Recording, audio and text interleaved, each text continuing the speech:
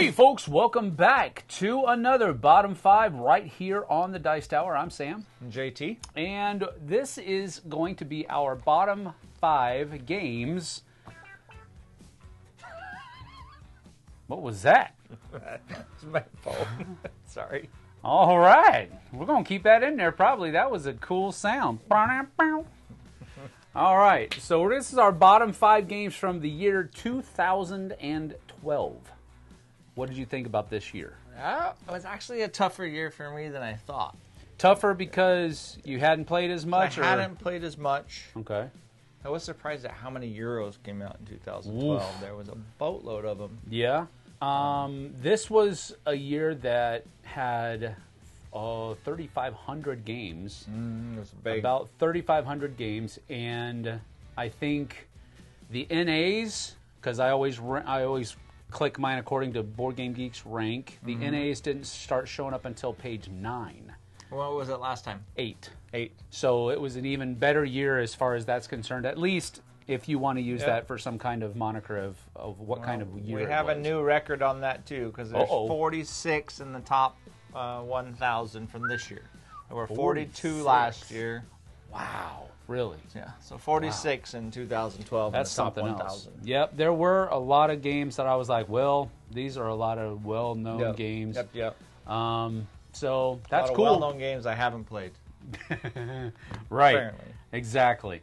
All right, well, let's go ahead and get to it. Our bottom 5 of our top 10, so numbers 10 through 6 from the year 2012. Let's hit it. Do it. All right, my number 10 from games of 2012. Well, let me go ahead and say this. How many crossovers do you think we're going to have over all 10? Crossovers? Yeah, how many crossovers do you think we're going to have? I don't think we're going to have any. Oof. I know some that you're going to put on yours. I'm saying 2. 2? You think so? That's the max. Okay, 2. All right, I'll go with 2, but all right, we'll see. All right, my number 10 is a miniatures game from one of my favorite IPs ever. Okay. Oh, it's I haven't played it. It's the I can't think of it. It's the space one. What's it called? This one, Star Wars X-Wing miniatures. Oh no, not that one. That's not what I was thinking of. Really? No. Okay. All right. Well, it's Star Wars X-Wing miniatures game. Now, this is number 10. Star Wars is one of my favorite IPs ever. But this one's number 10 because I didn't dive headlong into the deep end on this one. Now, I do own a lot of stuff, but that's because when Tom stopped playing, he gave me all of his stuff as well. So I do own a metric crap ton of X-Wing miniatures. But I don't really play it that much anymore. However, I do remember super enjoying this because it's basically, you know, back when you were a kid and you got something, a toy, and you always wanted to just play with that toy. That's what this game brings back to me. I remember playing with my Millennium Falcon and the X-Wing and all that kind of. I loved, and now this is like a grown-up version of that, and that's why it's really kind of sticking around as one of the games that I'm not going to get rid of. Sure. I still have a whole bunch of it, and it's in a little fish tackle box down there. And it's a great little game of just aerial combat in space. Nice. And it's really fun. And I don't think I'll ever get rid of it. So that's why it's my number 10 from 2012, Star Wars The X-Wing Miniatures game. Wow. Not a crossover. No, I didn't think it was going to be. All right. My number 10. Is it a miniatures game? No, I can't think of it. No, it doesn't have that many miniatures in it. But my number 10 is a cute little storybook game. Or a story game. I know what it is. We started playing this with my son when he was, I don't know, like 5 years old. And actually the theme is a little bit darker than you think as far as, as that goes. But this is Mice and Mystics. Yep.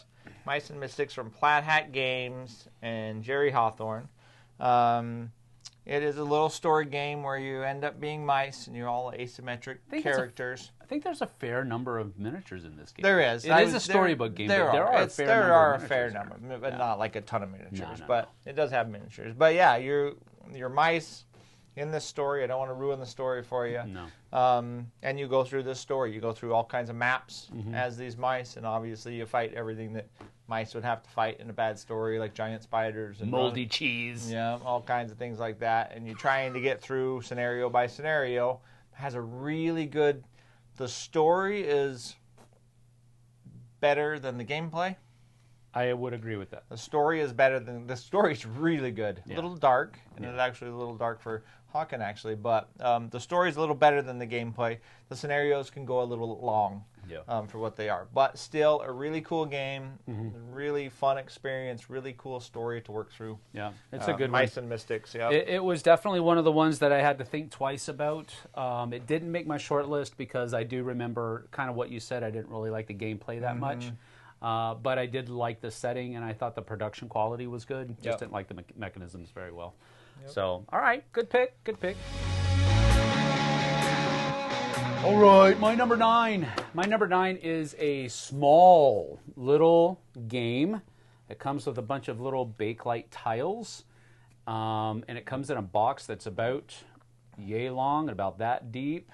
It's from a Irish Domino's? company. No, called Backspindle Games, and it is a little game called Kodinka. Kodinka is a really neat abstract strategy game where you're basically just trying to get your Bakelite tiles, your color Bakelite tiles, flipped over to a certain pattern. And you need to have them on the same side and in the right areas and stuff like that to finish 3 goals. And you're just trying to do that first before the other person does theirs. And you can, on your turn, you can move a tile, or you can reorient a tile, you can flip over a tile or something like that. And the other person, their first move can't be to undo one of the things that you did. It can't be. It can't be. Right. It has to be something else. And that's one of the cool things that I thought about it, because, you know, usually if you didn't have that rule in there, you could just basically, you just keep going back and forth doing that thing, and it's you've broken the game at that point. Yep. But it's a really fun game, really fast game, great component quality as well. The card stock is a little bit chintzy, but the what do you call it? The magnetically sealed box is a cool thing. It's one of my favorite kinds of components for small games like this. That was cool. And then the Bakelite tiles were just really chonky and really good. But anyway, great little game, Kodinka from Backspindle Games. I know I've heard the name, but I've never played it or seen it. Yep. My number 9 is a game about pirates. Oh. Called Libertalia. Libertalia. Libertalia is a really cool game as long as you don't mind getting screwed over. Libertalia is a game where you have a whole deck of pirates. And at the beginning of the game, one of your people is going to shuffle their deck, and they're going to pull out, I think it's 8 or 9 of these pirates. And then everybody else is going to pull out the exact same numbers. And all of these cards have asymmetric abilities. They're all different characters, kind of like in Mission Red Planet or something like that, or so. And on your turn, everybody's going to play one face down, and then you're going to put them on a ship, and based on the number that's in the top corner of them, they're going to go in ascending order from one side to the other. Well, each of them has powers, and so you'll start with the guy on the left, and you'll work up the daytime powers. I think that's what they're called, the daytime powers. And then, they might do some crazy things, change around loot or whatever else. But every day that you go out and sail, there's going to be a little box there full of loot. And you're trying to collect sets or get the good pieces of loot without getting the bad stuff. And so it's going to go up. Your abilities are typically better going up this way. But then from the top down, you get to take loot, depending on what's all been changed by the abilities. Right. So it has this very interesting mechanism with that. And then the cool thing is you still have the same hand of cards. Now you've burnt that one, but somebody else has it. And then every day you're going to have a couple left over, and you're going to draw up to have the same cards again. So you may have one of those really cool cards from round 1, on day 4. Yeah. And it just creates this really interesting, did you play that guy already? Oh, no, did you play that guy? Yep. And it just has this fun little, it can be a little bit mean, And if you get on the wrong side of the list and you don't get stuff for a couple of turns, you can get kind of frustrated. Yep. But it's a very cool game. Yep, very cool game. Great artwork as well. Yeah, from Palomori. Palomori is the designer. Yeah. Great design, great artwork as well. So that's that gritty. Yeah, we really enjoyed this a lot. We played it a lot too. I think it's one of Z's favorite games from this year as well. I just remember him talking a lot about it. So. Yep. And it's a great pirate-themed game. So, very good pick. Well done. All right. My number 8 is another mice game. Ooh. But this one's called Myth. Oh, okay. Myth. It's like mice with a lisp. It's like mice with a lisp. Yep. That's what it, but it's M-Y-T-H-E. So it's playing off of that word myth, but it's pronounced myth because that's what you are. You're things and reasons. You're from you're from English. A village from which the monsters or the bad people have stolen your magical cheese, and you have to go. Ooh. You have to traverse the mountain to go find your magical cheese and bring it back to the village. But perfect. One of the coolest things about the game was the component quality. You remember those like pop-up cards and books that you could read where you open it up and it's like... Yep. That's what the board actually is like. And you actually play on a 3D board that just kind of pops open. Nice. And it's really cool. And you would think something like that would be chintzy, but it isn't. It worked. It was functional, but it was also cool. A little gimmicky, but it was still really neat. I just really remember enjoying that game so much for not just, I think the cheese was this real chunky piece of, like yellowish, but it was supposed to be gold. Yep. It had that goldy, really gold, yellow gold look to it. Really enjoyed it. Yeah, that's Strider. He's over here. You just have to, that's how it goes. That's all good. But I just really enjoyed the game. It was a little small box game. Didn't get a whole lot of publicity because it was such a small game. But it was really fun. And unfortunately, I don't think I own it anymore. And I kind of kicked myself in the butt when I realized, man, I got rid of it. Huh. Anyway, that's Myth. And Myth is from Ludi Creations. So great game. That's my number 8. Nice. Well, my number 8... it's a little bit further down the list, but it's of a series that I enjoy, and it's the first of the series, where the rules weren't quite as refined as the rest of the series. It's a game from Simon called Zombicide. This is where it all started. Yeah. Before the refinements of the friendly fire and those kind of things. The one that I hate. The version that I hate is a horrible word, but when it comes to Zombicide, but it is the original Zombicide. Yeah. In that modern time, zombie stomping, fighting in the mall type of thing. Yep. But the rules have gotten better. Oh yeah. All right, my number 7 is a game from Ravensburger and Aliyah. This is a roll and write, one of the first roll and writes that I think I remember ever enjoying. And that is one called Saint Malo. Saint Malo is a game that Z introduced me to way back in the day, and again, I was like, okay, whatever, because it's a roll and write, and I wasn't really a big roll and write person back then, and then. Are you a big roll and write person now? Not really. Okay, fair. Not really. But it is what it is. I don't necessarily.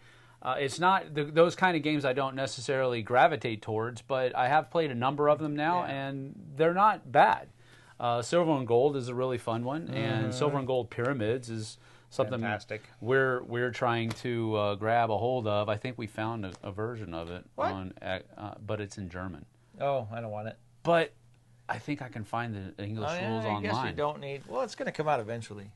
Anyways, off topic. Anyway, back to St. Malo. This is one where you're not just filling in like squares and checking off things on a list or anything like that. You're actually building something on a grid of like the church courtyard, and you're having to actually draw whatever it is that you're like. If it's a battlement, you have to draw a little battlement there, and it's just, that's one of the things that I liked about it, and that's why it kind of stuck out in my head, is that you're not just filling in boxes, you're actually having to draw a version, doesn't have to be that great, of whatever it is that you're drawing in your little courtyard. And I just thought it was really fun. It doesn't affect the defensive capabilities of your wall?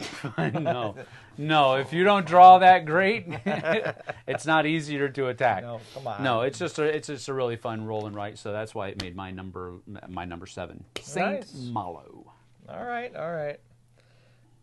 My number 7 is a game that I think I've already told you this once before, but is a game that's a little bit overrated for what it is, but it's still a great game, even though it's 2012.